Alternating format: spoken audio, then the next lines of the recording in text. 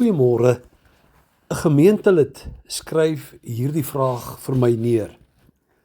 Hoe moet die kerk die wêreld van KI of kunsmatige intelligensie verstaan? Nou, dit kan nie in 4 of 5 minute volledig beantwoord word nie, maar ek deel graag die volgende met diegene wat luister en vra dat jy dit ook na ander sal aanstuur.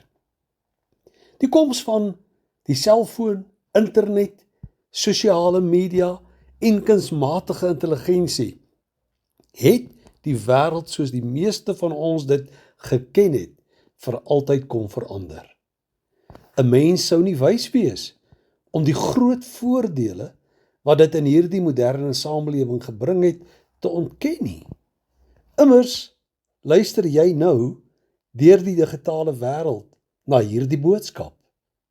Ons moet die voordele van die digitale wêreld ten volle aanwend tot die kerk se voordeel. Daarom bedien ons mense in persoon by die kerkgeboue, maar ook aanlyn binne die digitale wêreld. Vir sommige mense wat nie meer naby 'n gemeente is nie, of nie meer in staat is om 'n diens by te woon nie, of in 'n vreemde land woon, het die aanlyn bediening 'n geestelike lewensaar geword. En natuurlik het die na-COVID tyd ook vir ons gewys dat nie alle mense teruggekom het na die kerklike byeenkomste nie, maar dat selfs in 'n gemeente soos Herlewingsentrum daar byna weekliks 500 mense is wat die Sondagoggenddiens saam met ons aanlyn beleef. Dit alleen sou vir enige pastoor 'n wonderlike en 'n groot gemeente wees. Maar die vraag is, moet die kerk net saam met die snel veranderende wêreld leef, kyk, bybly en aanpas? Hier is 'n paar gedagtes vir jou nadenke en gebed. Om in 'n digitale wêreld te leef, kan baie isolerend wees. Mense verruil dikwels ware koneksie en kontak vir 'n digitale oomblik en wonder dan hoekom hulle so alleen voel. Dit is klinies bewys dat mense wat na 'n selfoon, tablet of TV-beelde staar vir 'n uur voordat hulle aan die slaap wil raak, baie moeiliker aan die slaap raak.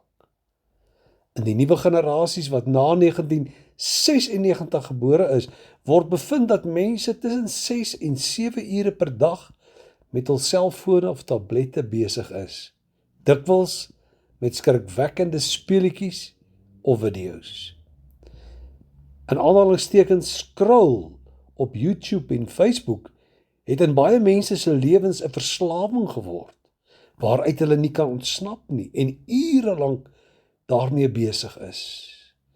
My boodskap vanoggend is vir elkeen wat weet, ek kan steeds in persoon deel van die gemeente wees, maar tog op hulle eie die Here slegs aanlyn wil dien. In die eerste plek, waak en bid oor dit waarna jy kyk en luister. Die digitale boodskappe gee vir jou baie, maar jy hoef nie alles te vat of te glo nie. Laat die Heilige Gees jou lei. Romeine 8 vers 14, want almal wat deur die Gees van God gelei word, die is kinders van God. Kom uit vlak skermgebaseerde verbinding en keer terug in diep, lewensgewende, Christus gesentreerde gemeenskap. Ons is geskape om in kontak met ander mense te lewe. Konfronteer die gewoontes wat jou vrede tap en stilweg die verhoudings wat die meeste saak maak in jou lewe vernietig. En dan die belangrikste vraag, is die Bybel steeds die hoogste gesag in ons lewens? Want of ons glo dat die hele Bybel God se woord is, of dan glo ons glad nie dat die woord van God is nie. Ons kan nie in aanhalingstekens pick and choose nie. Luister weer na Handelinge 2 vers 42 of 47. Die eerste gemeente in Handelinge het hulle self toegewy aan die apostels se onderrig en aan samesyn, op die breek van brood en op gebed. Hulle het gereeld by mekaar gekom, brood in huise gebreek, saam geëet, met blydskap en opregte harte, en hulle die guns van almal geniet. En die Here het daagliks by hulle getal diegene wat gered geword het, bygevoeg. Môreoggend wil ek graag vir u praktiese riglyne oor die kerk in digitale wêreld gee, maar vandag wil ek net weer vir u vra.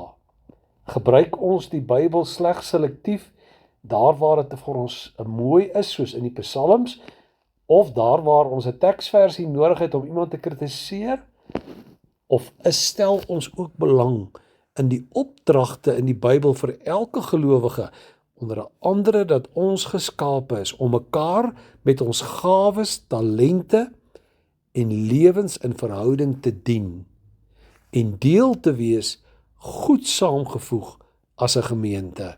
Mag die Here jou genade gee om oor hierdie dinge vandag te bid en na te dink.